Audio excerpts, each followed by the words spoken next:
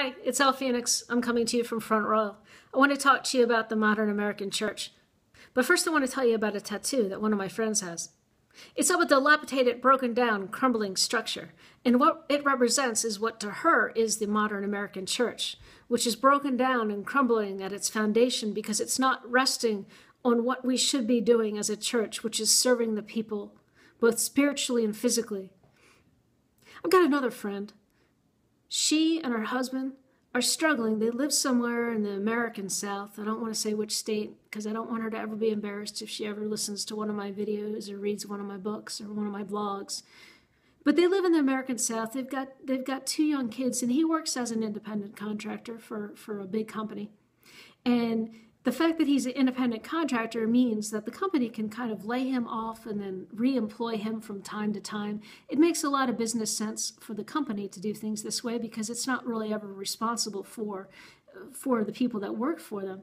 And it also represents what kind of frustrates me about the modern American corporation, because far too often they're looking at human beings as labor inputs, or as actually just something that is something or someone that is interchangeable with someone or something else.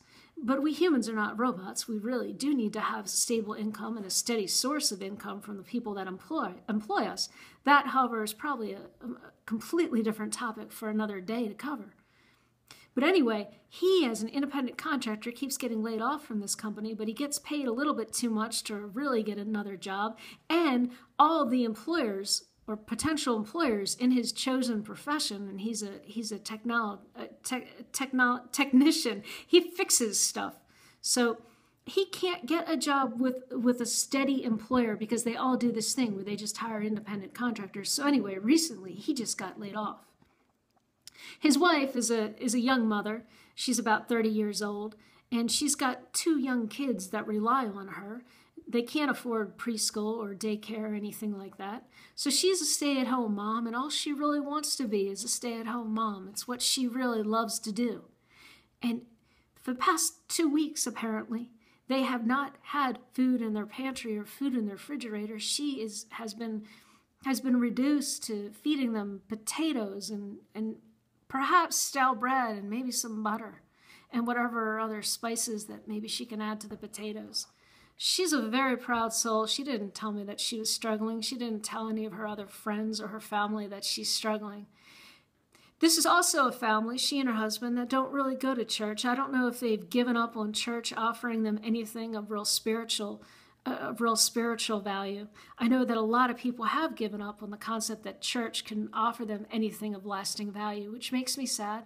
And it's a big part of the reason that I am trying to form a new ministry so that we, as the ministers who serve the people, can actually tend to them both spiritually and physically.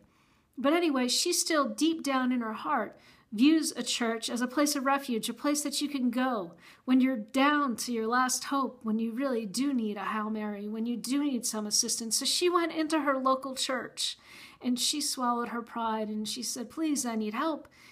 But instead of receiving help, she was given a lot of forms to fill out. She was treated more like a credit applicant than a parishioner or as a human being even. She had to fill out all this information as far as what income she makes and what income her husband makes and how much money they have in their bank account and what their past, present, and future income is and will be. And by the time she filled all this out, she was almost in tears, and she was scared that they were going to find a reason to deny her help, and that is in fact what they did. I still can't get over the concept of a church denying assistance to someone who needs it. A church at its heart and its foundation should be measured not by how much money it brings into its coffers, but by how much money and how much other assistance it provides to the people in its community or to any people who need any assistance whatsoever. So to me, her church is really no church at all. What I would like someday is to get a tattoo, and for that tattoo to represent what the modern American church is and can be. It will be a very simple building, but it'll be filled with people who are getting their needs met, who are being taken care of and tended to, because you see, I think as a minister, our job is to minister to or tend to the people that live in our community as if they were our garden, and as if on God's behalf we were providing them the spiritual sustenance as well as the food and the water that they need in order to be better souls. I feel as if any good minister should be using their skills and abilities, not just to preach to people and tell them what they should and shouldn't do, but simply to tend to the garden that represents the church that is us. Because a church is the people that live in it, and a minister takes care of all those people. I hope that if you are going to a church that makes you feel as if you should give up on God or that God's given up on you, I hope you know that just because a church fails you does not mean that your God fails you or that you are in any way failing God. Some churches do a much better job than other churches, but the best church of all is what exists inside you, which is your connection to the divine or to the bit of God that exists in all of us.